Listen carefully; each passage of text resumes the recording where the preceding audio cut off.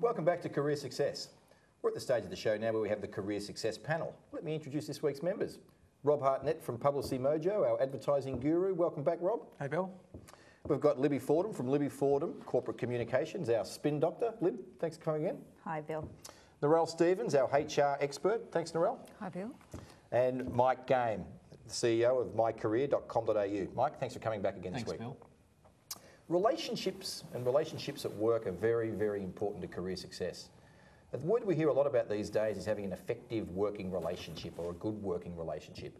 And probably the most important relationship at work is the one you have with your boss. So guys, what have your relationships been like over the years with the bosses that you've had?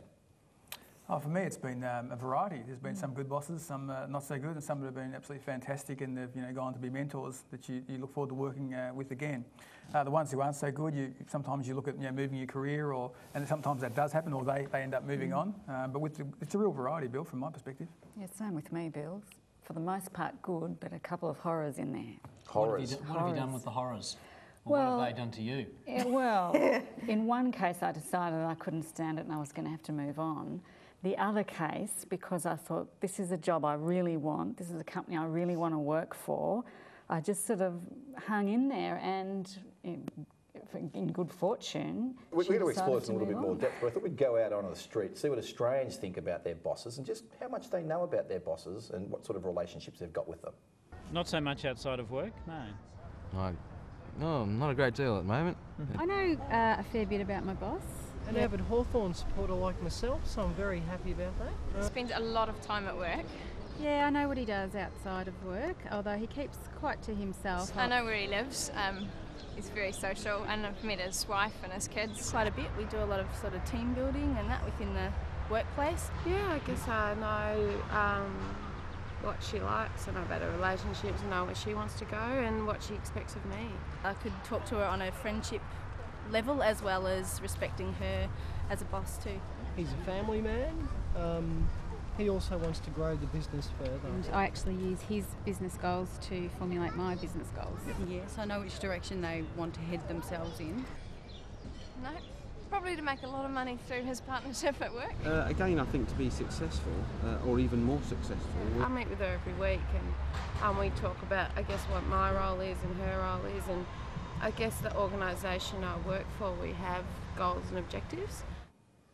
Boy, one of those girls looked a lot like Glenn Close from, I think it was Fatal Attraction, the one that chased the bunny rabbit around. And she knows exactly where her boss lives. So he's in trouble. And she's met the wife. But look, more seriously, what did you think about what those guys were saying? I thought it was actually interesting that the majority of those Vox Pop participants actually had a reasonable sense of their boss in the broader sense. I guess that a number mentioned they knew, So they knew him as a where he person. lived. Yeah. I'm not sure if I want all my staff to know where I live, but they knew a little bit about the families. They knew a little bit about what the individuals were actually about. Less so, I thought though, in terms of what their boss's aspirations and motivations personally themselves were. So should you be good friends with your boss, Rob? Oh, I think you can be sociable. I think there's a degree that builds over time. I think initially it's a working relationship and it builds from there, and they will let you in on certain things, and if you're making client calls or getting to work with them as a team, you do come across things that maybe their associations. Clearly the guy with the AFL with Hawthorn, that was as far as he was going to go.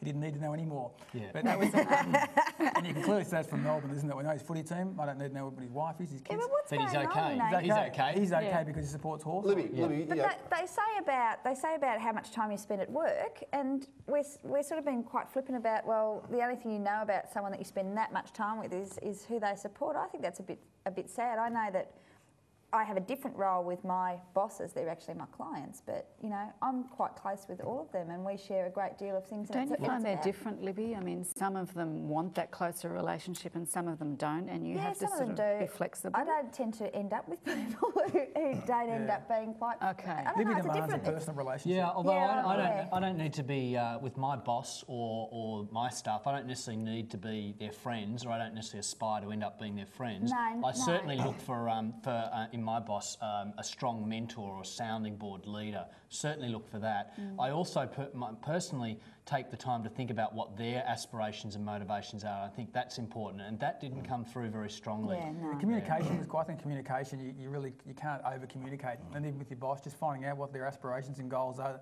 for their business, but also their personal ones will start to come through. And there's a couple of them picked up on that, said, their goals and my goals. That was a bit, it was obviously playing up to them. Rob, I just want to stop you there because I think this communication thing is pretty interesting and pretty important because there are a lot of words are used with bosses and subordinates, and I thought we'd play a little game now around communication because I think we all agree it's important.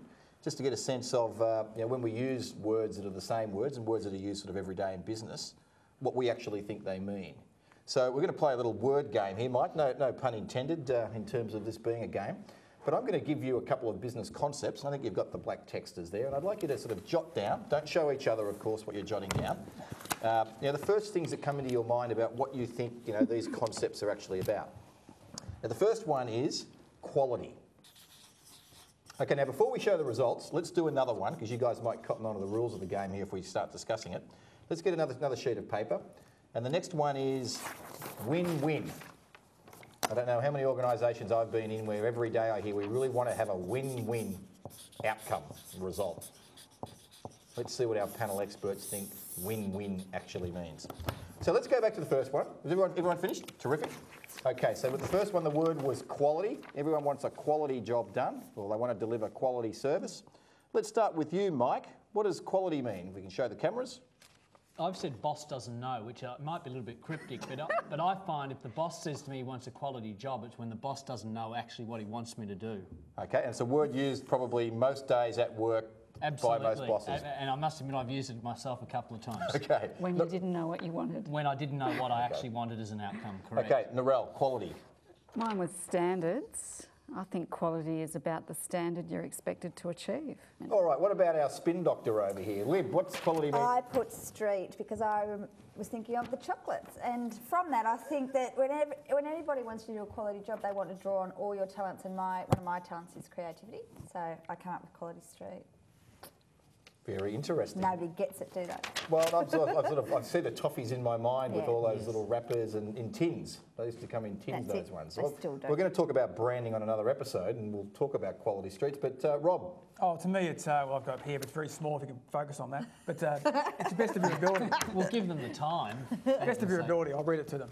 Okay, to the best of your ability. So it's above par. It's above like a normal job or your regular work. This is a quality job to me. Would be absolutely the best of your ability or the best of the firm's ability to get it done. Okay, let's move on to the next word. Rob, what did you have for win-win? Win-win was interesting.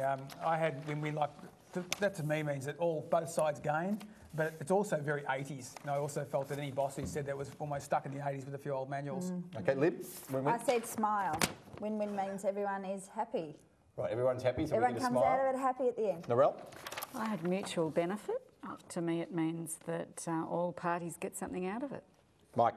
I agree with Rob. I think win-win's very hackneyed, and from my perspective, it often means I win twice, you lose. Look, I think the interesting thing about the word game is we've got 5 very intelligent, experienced people here around the table, and some simple words that are used every day in most workplaces.